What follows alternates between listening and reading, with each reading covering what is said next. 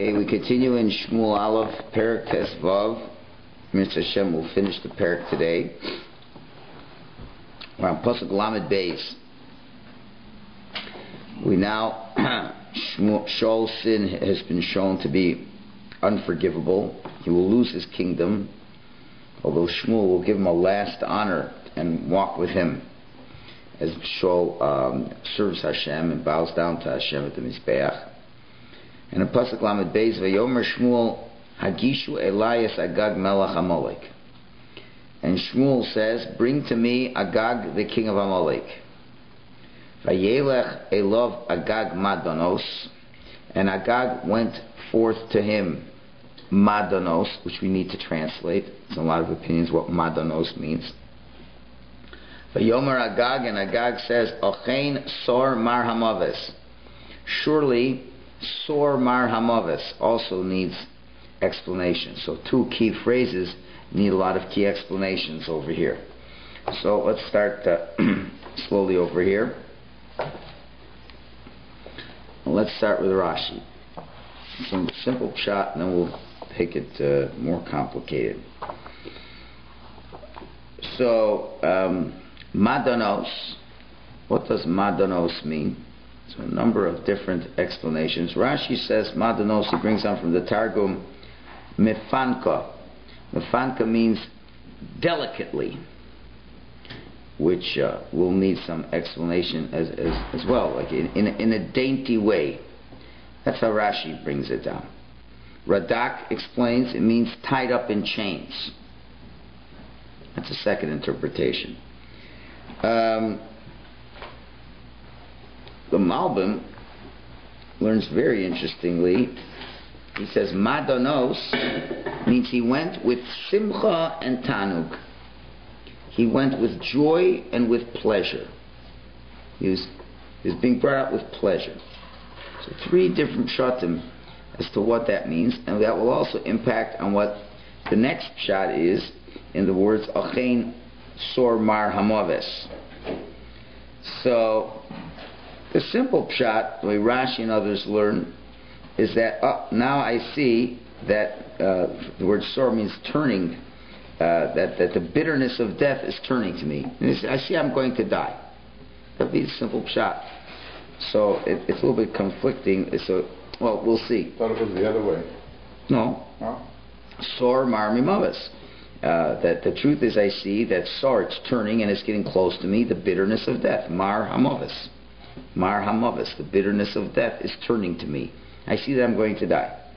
So we'll have to resolve the idea of he's going daintily before the king. What does that exactly mean in a dainty way? We have to see exactly what all this means. The Malbim, one second, and let's look at the Ralbag first. He says, the Ralbag says in this idea of Sor Mar Hamavis, it appears that Agag was afraid that when they were bringing him before Shmuel tied up and in chains, so he was afraid what was going to happen. He's going to get killed. But when he saw Shmuel, and he saw a rabbi with a long beard and with a kapota, looked so religious, he goes, this rabbi will have mercy on me.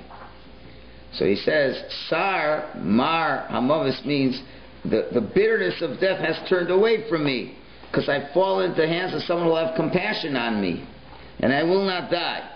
That's what I thought. Well, that's the way Ralbag learns.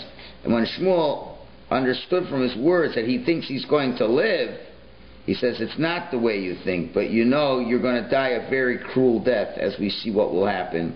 And so it was Mida Keneged Mida, measure for measure, the death that he is going to get, as we will see shortly. The Malbim learns differently. He learns the word sar is from the word exchange. There is a rather mar. Mar means from the word exchange, from lo yamir. Lo yamir, he will not change his people. He cannot change an animal. So Sar Mar Hamavis means, he says, has moved away from me the Mar Hamavis, the changing of death. What does that mean to say? that right now he was in chains. Right now he was embarrassed. He was prepared to be a slave. And someone who was a general, the biggest insult is that the fellow should remain a slave and a servant. And they would choose the honorable way is to die, is to be killed. So he's saying, Sar Mar Hamaves, the Mar, there's an exchange now for death. I've turned to be exchanged for death. And that's why the Malbim says, Madanos means besimcha, with joy. He's happy now that he's going to get the honorable death. And it's a double entendre because Mar means to change and Mar means bitterness. So it's changing now that I'm receiving the bitterness of death. And that's what he's happy with. That's what he wants, to be able to die. So a slew of different interpretations over here. But what we need to discuss on a little bit of a deeper level is what Reb Tzadok says in the Poked HaKarim, that and as we did mention before, that when he came out in the chains, and the way he explains in Poked HaKarim, he says when he brings the Targum Mefankon, that he was brought out delicately. He says anyone who saw Agag in this state, it wouldn't be impossible for a person from the nature of seeing this person to not be aroused to have Rachmanis on the fellow. In other words, he's able to be a chameleon and to really show how much you have to have Rachmanis on me. And he looked like the type of personality you mamish felt your heart went out for the guy. It was just, he had that kind of personality, even though he was a king of cruel, ruthless people. But this personality that he could evoke mercy from people. And Reb Tzadok says it wasn't possible to not have any mercy on Agag with his madanos, and it was a great test. And Agag was obviously fooling him, but and obviously to be able to and what was it all about? It was all about because there was that bit of kedusha. There was this fooling you in thinking there is something of holiness in this person. As we've been talking all along, that from his descendants of Haman, which came from Agag, there will be people teaching Torah in Bnei Brak. Shmuel Bar Shilas is coming out. And someone who's spiritually sensitive could see there was something good coming out of him. And Reb Tzadok mentions that whenever Amalek's at the verge of extinction, they're able to bring out that spark of what you'd think is good, although he said they're totally not good. But they bring out this false illusion. There's something good coming out of them. And it looks that way. Because if indeed someone good could come out of them, so a tzaddik is able to, a holy person is able to see that good which would come out of them. Now yes, if you let them live, there'll be something good come out of them, but Hashem doesn't want that good to come out of them. And that's what you have to be able to stamp out. The only good they provide is they provide you with a free will choice to look to the side of evil. That's the only good, relative good. They're really totally evil, but at least they offer this free will choice. And what Hashem wanted was, in spite of the fact you see something good, you must totally eradicate these people and don't allow him to have these Jewish kids who could be the most amazing Jewish kids in the world. Doesn't matter. That's not your cheshbon. However, there is a rule. Tzaddik goes there, Hashem Mekayim. If the tzaddik decrees, then Hashem has to fulfill. If the tzaddik even makes an error and allows them to live, well, then it's got to be fulfilled, and there will be something good will come out of it. But it didn't have to be that way. And that's where this bit of mercy comes out into the picture over here. And this was a great test for them not to fall in and enable that mercifulness look. Fool people. Now, in another place in Poked HaKarim, Reb Tzadok mentions some other very interesting ideas. And he mentions it in Resisei Loila as well. He says, the difference between a Jew and a non-Jew, they manifest themselves in many ways. And one of the ways is in the desire to have children. The Jewish people by nature have a desire to have children. They have a desire to have children, and many children. He says, "V'davar zehu hacheshek shel isha Yisraeli." This is the yearning for a Jewish person to be able to bring more children in the world. and for obvious reasons, because a Jew has a holy neshama, a godly soul. The godly soul emulates godliness, and God is pure chesed, and the purest chesed you can do is to bring a child into the world. That's the biggest chesed you can do. And that's why a Jew by nature wants to do this. And what was very interesting, as we'll see in a minute, this is not the non-Jewish nature. The non-Jewish nature is not to have children for the sake of God. And what was interesting is, he says, the Tanvel Yo Rabbah explains that when Agag is coming out Madanos, he says that Nitztar Agag was in great pain. Shlo Yich Lazar, his descendants shouldn't be finished. He was expressing a lot of pain. You can't leave me with nothing left. And he says, and in that merit he got a Haman to come out of him. That he got to have a descendant, because the fact that Shaul let him live for another day, he was able to have a way of having intimacy with a Jewish woman or whatever, a slave, whatever, and to have a child. So he says like this. He says, "V'shemati the davar zehu cheshek v'tzar shozer Yisrael." He says this kind of a feeling of pain really only belongs to the Jewish people. It has to be some connection to the Jewish people, because ki ha'amim mitzarim klal v'chilim zarim. He says the non-Jews don't feel any pain if they don't leave any descendants. Why? They only care about their own pleasures.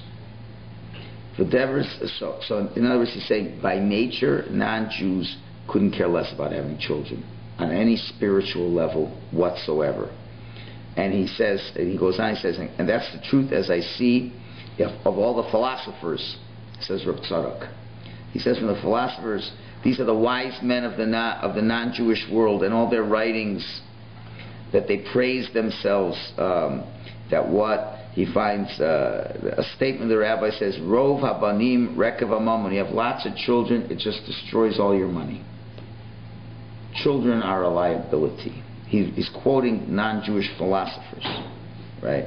And all their philosophy is all based on one thing: is they disdain having many children, because they will lose money through it. And that's what you hear in the non-Jewish world. The idea that we cannot afford to have children, because they put their money before their children. Right? It's good Reb Tzadok didn't talk about this on Yom Kippur to anybody. Okay? He says, so he's wondering how could Agag give off this feeling which is so not natural for a non-Jew. Non-Jew couldn't care less about having children. The only reason to have any children is only reason the non-Jews had children is because they were at one time an asset. When you were a farmer and you needed free work that would listen to you and not argue with you, you had kids. You had to have 8, 9, 10 kids. In the Wild West days. Why? Or even at any time. Because first of all, a third of your kids would die from sickness, and another third would die in battle. You'd be lucky you had 2 or 3 left over to work on the farm. And if you had more, it would even be better, because you'd be richer. Children were an asset. But only to that extent do they want children. And if they aren't an asset, if they're liable, they don't want them. They don't want them. And that's what you're seeing today. You see, as you're coming to the end of time, Amalek is getting stronger, and people just don't want to have kids at all anymore. But they have no interest in it. Whatever interest there was only for their narcissistic pleasures. To have a kid who could be an NHL hockey star, someone to root for, to relive my youth. It's all just selfish. But to really, really care about having descendants that continue and perpetuate what life is all about, extremely rare. It's just not a non-Jewish idea. And he mentions this many, many times. And so the question is, one second. And he says that these philosophers write that this is a chokhmas emes, it's a true philosophy. And he says, what are you talking about? It's just their nature. That's the way they are. They're the way they are. They're selfish people. And that's all it really is. They develop philosophies based on the type of personalities you have. That's all. He says, well, the Jewish people, It's not that way at all. They're yearning to have many, many children, and they don't worry at all how they will support them. You know why? Because they put their trust in Hashem. Plain and simple. If you have bitachon on Hashem, what's the shaila? These ideas of being practical and pragmatic are heretical ideas. Because there's a creator of the world. If the creator of the world tells you to do something, you do it. Finished. He'll take care of it. And if you're not going to live as a wealthy person, who says you have to live as a wealthy person? And that's and he says the opposite. He says it's the poor ones who want more than anything else to have children. He brings out many Gemaras and say that's what their greatest suffering is. When they die, if they don't have left more children, and their greatest delight is to have children. So, and when you hear a Jew crying out for children, because that is his only pleasure in life, to be able to emulate the Creator. And that's what the Gemara says. The Gemara says there are 4 people who are considered like they're dead, and one of them is someone who doesn't have children. That's only for Jews. Without children, you're dead, because you have no ability, as Rabbi Michalowicz explains, you have no ability to give in a way you could normally give in such an easy and free way. Children enable you to mamish activate your soul in the greatest way possible. And that's what you're on this planet for. And that's why Jewish people always want children. Non-Jews, if beyond the narcissistic limit, they care less. And there's just a financial liability. So the question is, so why was Agag pleading, I haven't got any children? So Tzuk says here, and he says another place, it has to be there's some kind of Jewish spark clicked with him. And one place he says, it's because after all he's a descendant of Esav. And Esav, after all is said and done, is still the son of Yitzchak, grandson of Avram. And there is a little bit of a spiritual content that was there. And the fact is that Reb Shmuel Bar Shilas, a great tzaddik, came out of that. I mean, there was some little spark that kind of was there. And it's from that Jewish spark came that desire to want to have children. But the pure Amaleki didn't have it. And that's what Hashem lets Amaleki borrow that spark at that time of annihilation, just so why? So they could challenge the Jews, so there could be more Amalekis in the world to destroy Jews. That's all. But to be able to serve Hashem and any of that, they couldn't care less about this. And this is we'll see more. We'll see a little bit later. But that's clearly, and you'll see that the non-Jews will speak negatively. We'll show you another piece in a minute about Jews who want to have children, and we'll talk about that in a second. But that was it was all part of his tricks to get them to give in to this. So let's continue and look in Pasuk Lamed Hey now. Lamed Gimel. It's now very. You figure, Shmuel Hanavi, he's an old rabbi, not capable of any, brutality, not capable of exacting justice. He's going to see things a lot different. The Yomer Shmuel said, now again, this is a difficult pasuk to translate. Kasher shiklo nashim charbecha. I'll translate it simply. Just as your sword shikel. Shikel means to leave bereft. Shikel usually uses a verb when a person has their children die in their lifetime. We use the word shikel. Yaakov said, Kasher shakolti. Now that I'm bereft of children. So just like you caused women to be bereft with your sword, because you killed their children. Kain tishkal minoshim imecha. So too will your mother be bereft. And then Vayishasef Shmuel es Agag lifnei Hashem ba'Gilgal. And Vayishasef is a very unusual verb. It's one of the only places in the world it's used. Vayishasef Shmuel, simple translation is, he chopped him up. He hacked him. Cut him up in half or in 4 pieces. Different opinions how much he hacked him. He didn't run the dagger through like a simple death. He mamish whack. Chopped the body in half, chopped it again, right, before Hashem in Gilgal. Okay, so the Malbim explains, he says very interestingly, based on the way the Malbim is saying, says, oh, good, you're going to kill me, I'd rather die, it's the noble thing to do. So Shmuel says, you know what, if it was in terms of The noble thing to do to you, I would keep you alive and keep you as a slave forever, to make you suffer for what you've done. But there's still a midah keneged midah, measure for measure, that I must exact. Why? Because it's the only reason I'm going to kill you is because your mother. Your mother has to suffer measure for measure, because you cause Jewish mothers to lose their children. And because you cause Jewish mothers to lose their children, so therefore I have to cause your mother to lose her child. And that's the perfect measure for measure. You know, this you little Russia, you didn't grow up being a Russia, you know, without having a nice Palestinian mother training you that the greatest thing you could do is to kill Jews. And therefore, you know, as long as I keep you as a slave, your mother will be comforted to know that you're alive. But I'm going to make sure, just like she caused other people to be bereft of children, so too she has to be bereft. And therefore, your mother will now be shkula. She will be more bereft than other women by the fact that I killed her son. As much as she would have wanted you to live, even as a slave, that will not happen to you. So that's the simple pshat. Simple pshat. And that's what he did. Now let's take a look at the Medrash Tanchuma, which really is very graphic over here, and gives different opinions of exactly what went on over here in the killing of Agag. So the Medrash says, Medrash Tanchuma is in the Parshas Kiseitze, when we talk about the mitzvah of wiping out Amalek. It says, Ba Shmuel Hanavi Upar Lehem, and now Shmuel came along and paid them back, as it says, Vayeshasev Shmuel es Agag. It says, Ma Asalo, what did he do? Rabbi Abba says, he would cut off one ksais of flesh at a time. It was torture. He cut off one ksais of his flesh, and he fed it to a hyena, and slowly killed him, bit by bit by bit.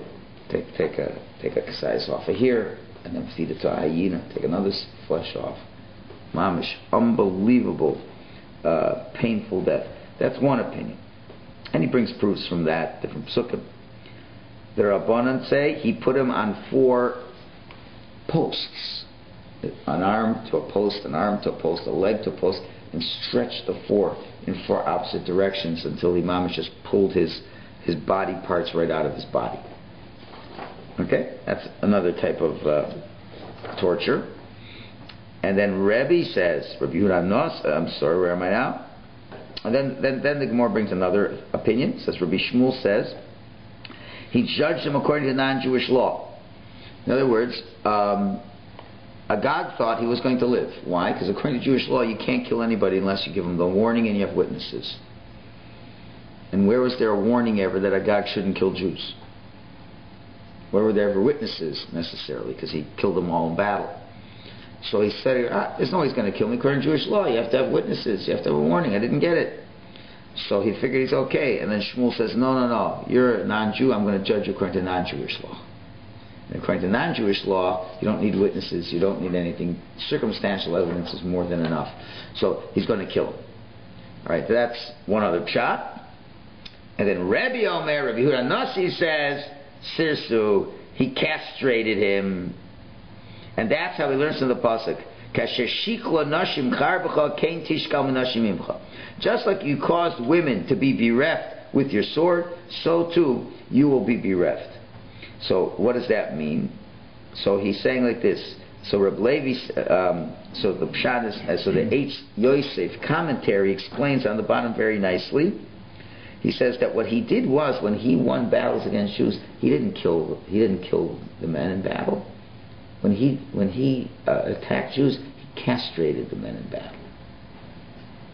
And in that very first battle against Amalek, when Amalek was able to attack the Jews who were outside the cloud of glory, who were the Erev Rav, he castrated them. And he made a pile of orlos, a pile of foreskins. And he insultingly said to the Jews, oh, you love this mitzvah of Milah so much, here, have a bunch of them. He throws it up in the air.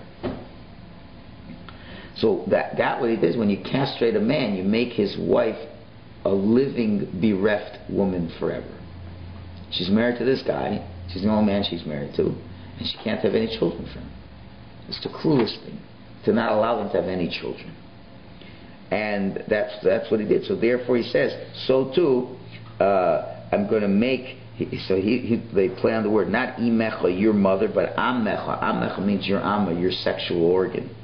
He says, so I will make bereft your sexual organ, and I will castrate you as well. And that will make your mother bereft, that you won't be able to have any other children. So he castrated him. All the pshatim are very intriguing, and it could be he did all three to him. It could be he castrated him, then he starts pulling his body apart, then he's giving him a size to a hyena. It's like mamish, an unbelievable, very brutal death. Wasn't the obligation just to kill him? Didn't God say you have to kill him? Like, you don't have to okay, but then there's mida keneged mida. You have to do things measure for measure. There's a concept of measure for measure. But God said just kill him. If you would have killed him in the battlefield, the Shul would have killed him. Well, remember, it seems that Reb Tzadok says that he wasn't so critical of leaving Agag as much as he was leaving the animals. And maybe Shul should have been the one to torture him on the battlefield, and not bring him back at all and torture him on the battlefield. Obviously, Shmuel isn't making this up for himself. He's saying, the Medrash adds, Reb Levi says, and this is hinted to in the Torah that this is what should happen to him. Because it mentions, before the Parsha of Amalek, in Parshas Kiseitze, it says if two men have a battle, and if one of the men's wives comes along and gets involved and grabs the other guy's private parts and wounds him, there's restitution has to be paid. And then it talks about Amalek. So the Medrash says Moshe's kind of hinting to, this is what you got to do when you destroy Amalek. Because this is what they and we'll see in a minute, we'll elaborate on this a little bit. But obviously this was the will of Hashem. Shmuel wouldn't make this up on his own. Shmuel by nature wouldn't want to do such a thing. But you see, if Hashem says this is what you have to do, this is what you have to do. And there is a place to be heartless and cruel to those that are heartless and cruel. You have to. At the end of the day, you can't. It's like that same thing, like certain visions you never can forget. You never can forget. I believe it was 1972. I could be off a year or two. When the Israelis had, who was that jerk? The Palestinian, who? Arafat. They had him. The Mamish had him. They had him surrounded. They could have killed him. In Beirut. In Beirut. Or 82. It was 82. I thought it was 72. Whatever. 82. It was a long time ago. Many years ago. And you see him going off on this boat, waving his hand. How many more Yidden? They had him in the how many more Yidden died because of that? They let him go. How many more? They let him go. You don't want to judge the Jewish people, but how could they have allowed so many more Jewish mothers would cry because of that? On the other hand, when the Jews got a hold of Eichmann in '61, I believe it was, the Mamish tortured him to death, as it should have been, When you kill 6 million people, you just yeah, whatever, they killed him, whatever. They killed him, they hanged him. Whatever. I'm sure they tortured him first. I mean, they didn't let him go. You don't let the guy go. You can't let such a guy go. You can be sure it wasn't a pleasant flight back to Israel. I'm just saying, it's just not. So this after the show, when you're dealing with the ultimate of cruelty, of barbarism, you have to deal with this way with him. There is no other way. And that's what Hashem wants. And then comes the liberal shtus. This is not how you solve these issues. We have to get out of here. He's as wicked as can be. Just get rid of the guy. And it should be a warning to the rest of the world that the Jewish people will not tolerate this desecration of God. Not the Jewish pride that we're a nation that's entitled to freedom and this and that. Forget about human rights. They are a desecration to the world. And it's in God's name that we have to kill this person. So that's what we went over there. Now,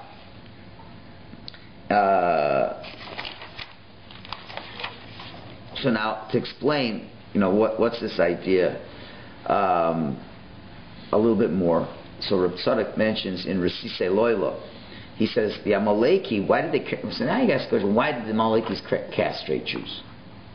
Why did they castrate? I mean, there's a lot of ways to kill people and torture people. Why did they have to castrate them? So the answer is because if you are, this is the non-Jewish rule, we said they're really just Bali Taiva. They're just immoral people who want their own pleasures. And they don't want to have kids. They don't want to have kids. Because then that's their Taiva. So how do you think they look at religious Jews who want to have kids? And this is very interesting. Because if you talk to secular people and want to get their opinion about religious Jews, they say the very same thing. What do you think a secular person says when you say this Jew has this religion has a lot of kids? What do you think is the first thing they're thinking in their mind? And I've heard it. I'm not imagining it. You see a person with a lot of kids. A secular person sees a lot of frum people with a lot of kids. What do they think? Perpetuate the Jewish nation, I guess. No? Not that? What? He says, what's the matter? You're a bunch of animals? You sexual perverts. You can't stay away from your wife? That's what they say. Well, you've never had 9 kids. Really? Wow. It's like they look at you in disgust that you can't control your sexual desires. When the truth is, you idiots, you're the perverts. You're the ones having wife swapping and doing all those things, right?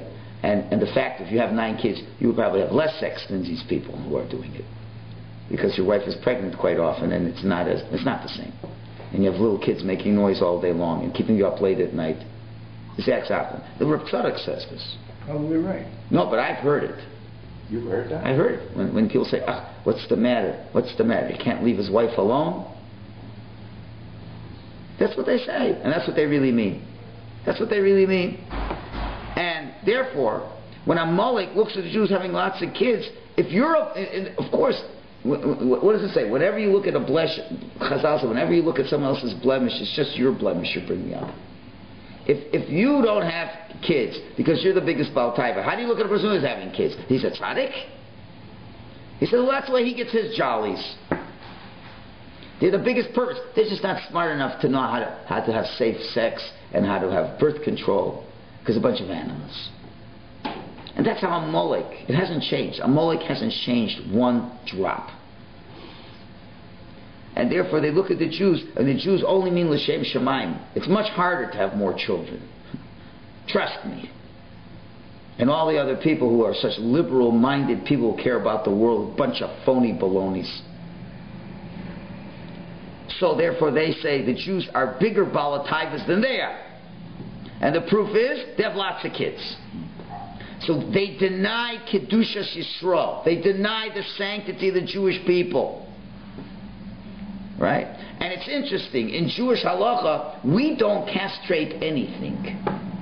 You're not allowed to castrate an animal. Look how the world is. What does the world do? They want to have pets for their own selfish needs. They castrate the animals. Cruelty! And they say they love animals. As I said it once, I'll say it 1,000,000 times, who have pets do not love animals. They love themselves. You go against the Torah. It's a Torah prohibition to castrate an animal. Because why? Because everything has a purpose in this world. Does that cause the animal to suffer? Is that where it comes from? Forget it. No. I'm telling you right now. Everything in the world has a purpose. And the animal's purpose is to have more dogs. I'm just saying the halakha not to do it is that... Because you're... to suffer. No. Because the animal is meant to perpetuate its kind. You're going against... And God made animals to have offspring. So you don't interfere with God's plans. A dog's supposed to have many dogs. If you let them live in the forest where they're supposed to live. But now you take the pets for your own selfish needs. And you're cruel to the animal. You think the animal wants to be dressed up in a sweater? Think the animal wants to be in a house? And a dog wants to roam free. And if a big lion will eat him up, that's the way Hashem wants the world to be. And let the dog have his litters and the cats have whatever they are. And that's what it's to be. You never castrate anything. So it really becomes a bigger question, why did the Jews castrate Agag, which we'll see in 1 second. But you got to remember, who is the author of this statement in the Talmud, in the Medrash? It's Rabbi Yehuda Nossi. Rabbi Yehuda Nossi said they castrated him. What do you know about Rabbi Yehuda Nossi? He was wealthy beyond. He was the leader of the Jews. He was wealthy beyond. And on his deathbed, he says, Hashem, I'm testifying. I raised my 10 hands. I didn't take a drop of pleasure from anything in this world that you gave me. They say he had royal tables with food and everything. He says that was because he was the leader and he had to show it for the rest of the world. But he himself didn't enjoy it. He did everything l'shem shemaim. He didn't indulge in the pleasure for the sake of the pleasure at all. Right? He understood what wealth was for. Right? But he didn't want to do it for his own narcissistic pleasures. So he understands, but Amalek cannot understand how is it possible a human being can be in this world and be engaged in pleasurable things and do it for the sake of heaven. They cannot understand that. All they see is you're a bunch of animals. Look how much sex you have. So they can't believe anything could be l'shem shamayim. And therefore Rebbe, who knows what l'shem shamayim means, he says, Shul, you are the ones, you are the worst people. You know, everything else in this world has a purpose. And therefore we can't castrate anything. You don't castrate a dog. You don't castrate anything. And certainly you don't castrate yourself. You don't go to the doctor and get a medical procedure to do this. Because if you feel you have no purpose. But Amalek, you have no purpose. Remember, you have no good in you at all. The only thing you do is you say that everything good is bad. So therefore the one who has really no purpose has to totally be wiped out. That's the one who has to be castrated. Okay, understand? And that's the message he's saying over there. And that's the ultimate, and this is the battle of Amalek. You have it today. Before the end of time, Amalek knows that the game is up soon. And Amalek has to rear its head in the most ugly way. And it's not Amalek castrating millions of Jews. With the media saying how it's not cool to have children, castrating the whole world. You know, but one of the biggest problems with being gay is it's self-castration. You don't perpetuate anything in this, right? Meanwhile, you have religious Jews trying to have children, and meanwhile everybody makes fun of them. Right? So that's what's coming to the end of time. At the end of the time, Amalek has to be wiped out.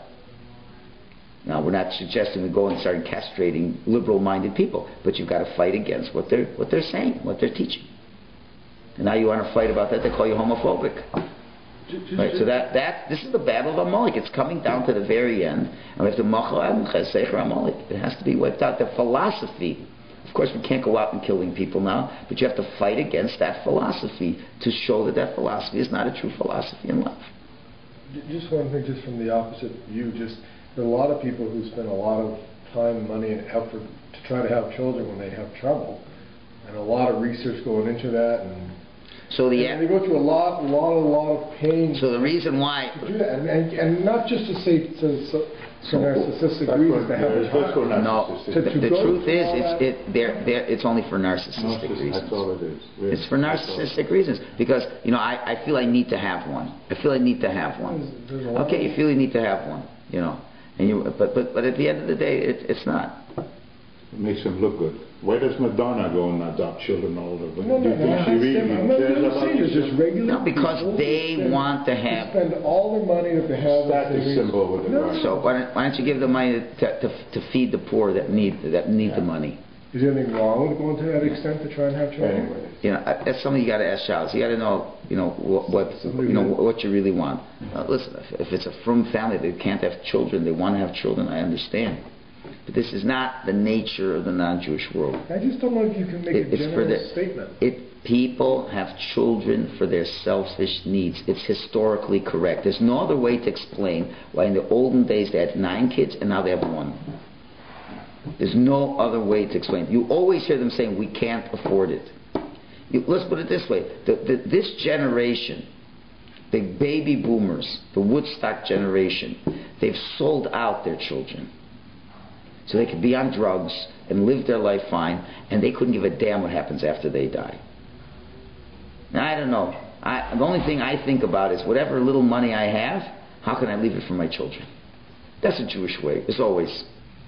I have nothing. It's for my children. Let them continue things. The Goyish way is, let's spend social insurance going to run out of money in 25 years? Good. I don't care. I'll be dead by then. I don't care. The Muslims going to take over the world? Good. Let's just buy all their oil, give them all their money, let them grow. Of course they can take over, but I'll be dead by them, and who the hell cares about my own kids and grandchildren? They don't. Only to the degree that, to have a nice photo at a wedding and to have a nice little Barbie doll child, everyone can say, oh, how cute your child is. That's to the extent that they want to have children, and not more than that. They don't care about their future. They mamish don't care about their future. And the ones who claim that they care about their future are the ones who don't have any kids themselves. That's the emes. You check it out. I just don't know if you can paint that. You can always have a few exceptions to the rule. There's always exceptions to every rule. But the same doctors who will make all kinds of heroic efforts to keep someone alive, but if they're 85 years old and they don't have a quality of life as a doctor's size, then they can just rot. You know, So it's the same doctor. It's the same doctor who'll spend millions of dollars to save a little baby, but not to extend the life of an old person. That's Nazi ideology. See, I have a few exceptional people, but Derek Klau, they're not interested. If Rabbi Tzadok says it, it's emes. You can't accept it. And it's the emes. Okay.